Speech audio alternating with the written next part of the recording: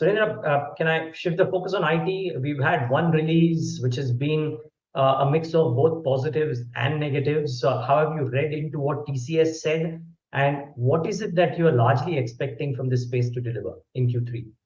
Sure. So, Neeraj, if you look at the TCS earnings, okay, I would rather focus on the forward-looking indicators Mm-hmm. because I think what they reported is essentially revenue from the past and deal flow from even a few months or few quarters back. So, if you look at those indicators, firstly, the headcount declined. Okay.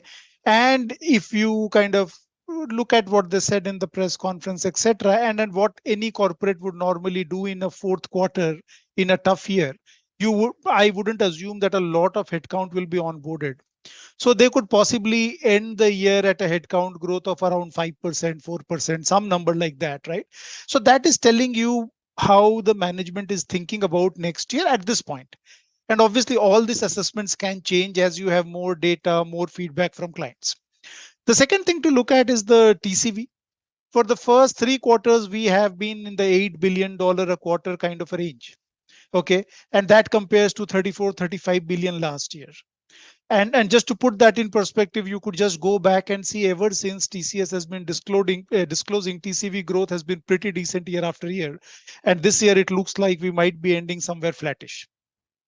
Okay. If you look at this quarter TCV, both North America and BFSI, which are two very significant pieces of the business, in both there was a decline in TCV. Okay. So looking at the forward looking indicators, I tend to be still a bit cautious. Okay. Having said that, I think in the sector, there is an interesting debate going on when I'm talking to our clients. There are a set of clients who are like the 30% underperformance last year has priced in a lot of these challenges. Okay, so incrementally, that doesn't matter.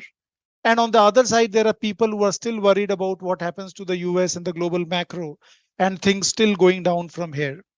Our only submission there is that if valuations had come down to a point where some of this risk clearly felt priced in valuations, I think one could have argued differently. But today, the sector even today trades at 22 times 1 year forward versus a pre-COVID 3 year average of 18 times. So definitely it doesn't feel like that the risks are fully priced in, and there is a lot of uncertainty out there. As you heard the TCS management say, European decision making is what it is, and even US decision making is tactically a little slow, and they hope that it improves. But I think that we'll have to see how it plays out in the next 3 months. So overall, we are still cautious. From other companies' perspective, I don't think the trends are going to be that different. I think people will start focusing a lot on operational resilience, and you will see utilizations going up, headcounts possibly declining to remaining flat. So I think trend wise, you would see a lot of other companies do in some ways what TCS has already done. Mm. Surendra, just wondering, is there a chance of bottom-up companies being outliers? Do you have thoughts on any of those? Because, I mean, in December we were talking, we did a conversation with the managements of, as in a common conversation with Persistent and Emphasis, who are very constructive on the kind of growth and the conversations that they are having with their clients. There is a thought that the ER&D companies might actually turn out to be a separate chapter compared to what the IT services is doing. So I wonder if bottom up, do you believe in earnings growth ability of select companies vis-a-vis what the sector at large might throw up? Yeah. So Neeraj, that can always happen. Okay. Again, if your question is on the quarter, that happens all the time, right? Quarters are not that Also, easy to call more for smaller companies, uh, right?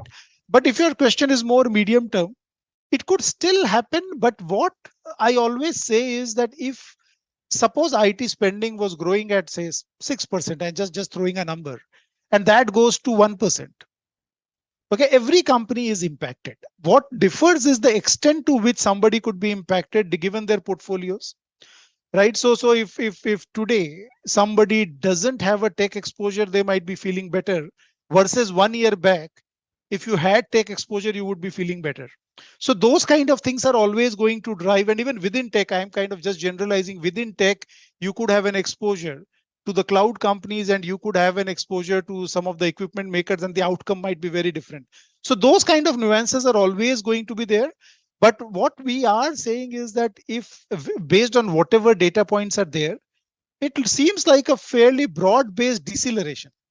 Okay, and to that extent you will see, and again the companies which you named are also seeing an impact, right? What the company which was growing 4% a quarter last year is growing expected to grow 1% a quarter. The company which delivered 8-9% growth is expected to grow 4-5% growth. So everybody is decelerating. Some are holding up better than others relatively.